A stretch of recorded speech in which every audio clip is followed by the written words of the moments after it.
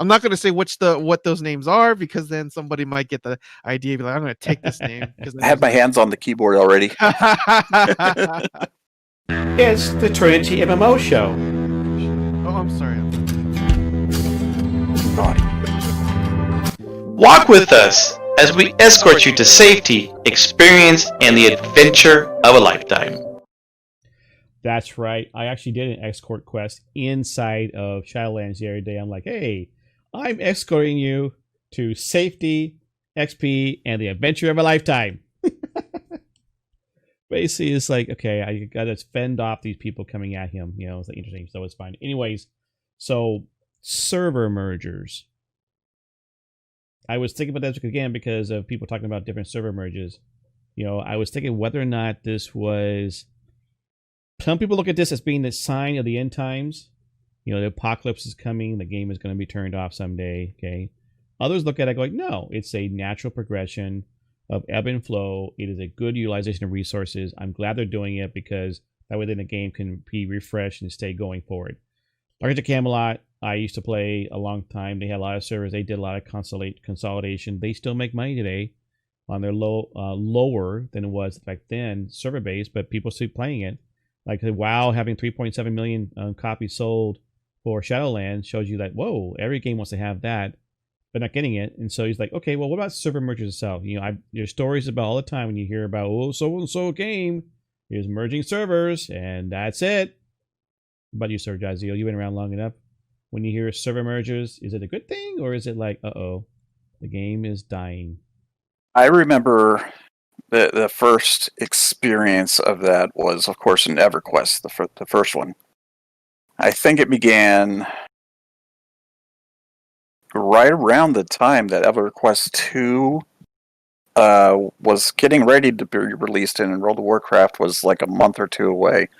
I remember I was on the realm called Zebek. It's a mouthful.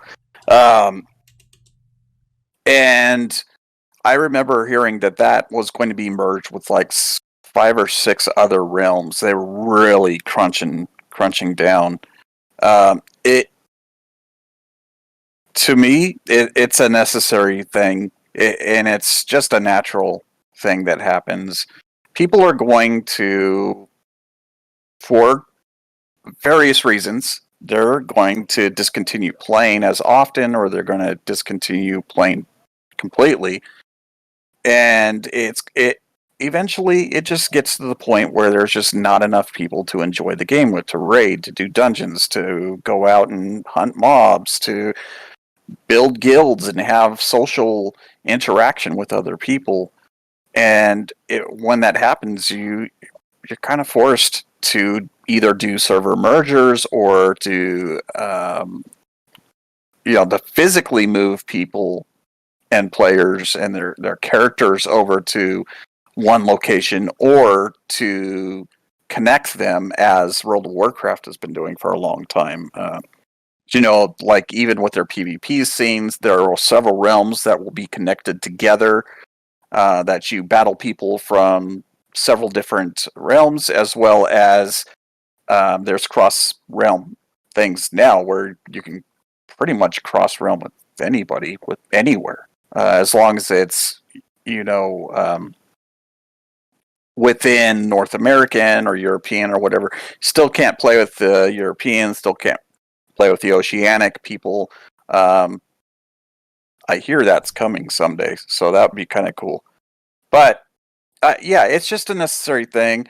It does it mean that it's time to freak out? Well, I can tell you, when it happened in EverQuest, being the first time that it ever happened, for me, I did freak out a little bit. I was like, oh, dude, this is bad. Like, is the game going to shut down? Are they going to shut? And it was a little bit of the catalyst that was like, okay, so this World of Warcraft thing that I've been beta testing, that's becoming a much more realistic opportunity for me to get out of the sinking ship. Now, joke's on me, EverQuest 1 is still around, and they're still pushing out a new expansion every year. There's still thousands of people, not millions, but there's still thousands of people playing the game. Yeah, it's just a natural thing, man. And I don't now, 21, 22 years later, I don't really worry about it. Yeah, there's less people. There's less people playing World of Warcraft. There's less people playing Elder Scrolls Online. There's less people playing Final Fantasy. And there's a lot less people playing Guild Wars 2, last I checked in. But it's just kind of the natural cycle. People move around from game to game. People stop playing for, like I said, various reasons. They get married, have a family. Their wife says no. Sometimes the opposite way. It's the husband saying no, and the wife is the one that wants to play. Yeah, that's interesting because I remember, like you said, when Camelot did some of those things, we thought the same thing. I think it was like, oh my, what's going on? Okay.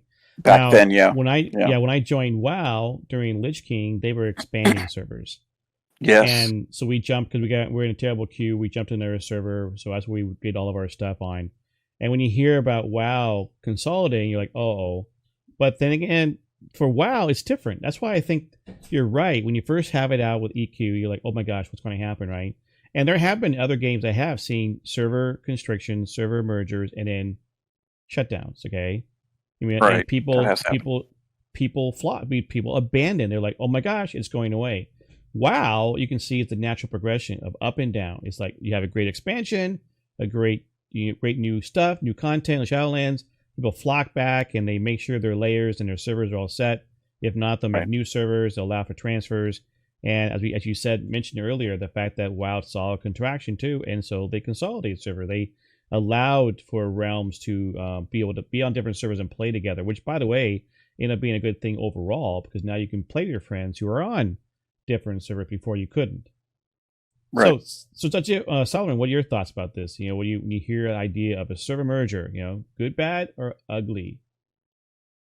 I think it's a combination of all those, actually. You're right. I totally agree that server mergers is just a natural process in MMOs. With a rare few exceptions, like World of Warcraft, for example, as you mentioned earlier too. But I don't know. Server mergers themselves is something that I wish well, okay, let me put it to you this way. So I love getting the names that I want to be able to get when I play MMOs. And so I'm usually like one of the first people in. If there's an MMO that I want to play, like really, really want to play, I'll be one of the first to log in to get that name. And then I'm not going to say what those names are because then somebody might get the idea, be like, I'm going to take this name. I have my hands on the keyboard already. So I really appreciate games where the name is shared across among all servers. Whereas, if you pick a name in a server, then there might be other people with the same name with you in other servers. And that could cause a headache because if you transfer servers or you do server merges, who gets the name, and then they have to do all these weird things and stuff like that. So server merges of themselves, I think is good in the fact that, yeah, there always going to be a player drop off, as SirJahzeal said, but I wish there were like easier ways for people to kind of ease into them, and the names being one of them for an example. So, and I think, and in terms of like the amount of servers, the drastic number of servers that I've seen is Star Wars: The Old Republic. I remember when that game first came out, there were probably like 200 servers, and now they only have like 5 or something like that, which is totally crazy. But again, during that time, they switched their servers to mega servers apparently, which would allow servers to fit even more players per whatever area and stuff like that. And so then we got so then we have different types of servers that you could merge in as well. And then it's just it can be a very chaotic time because there's always that feeling in the back of my mind, well, if I come, and this is for those who are not playing an MMO but have feelings of going back to a particular game, and then you figure out there's going to be a server merge, and you're like, all right, should I spend that extra time to, make sure that I get my name that I want and make sure everything is in order just in case I come back, or is this a game that I'll never ever play again? Right. And so, yeah, I think overall, I think it's a good thing just because of the way things naturally go. You rarely hear of an MMO that started off and they had to put more servers as they progressively go on. They might have to put additional servers in the beginning of all the influx of players, but that's sort of different. That's not really what we're talking about here.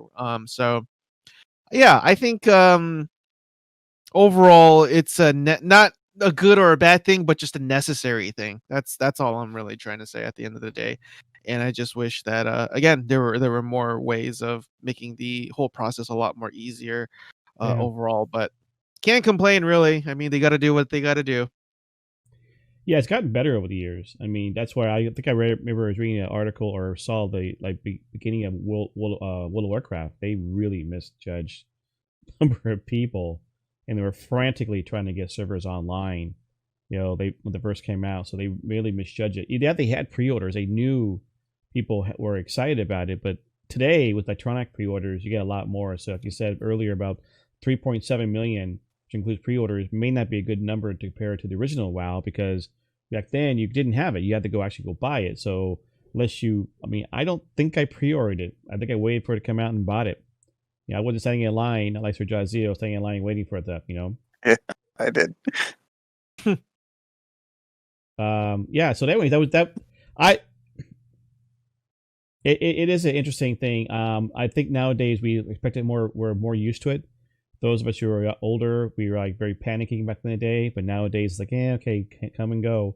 The biggest thing I think we care more about isn't necessarily the server being killed or games.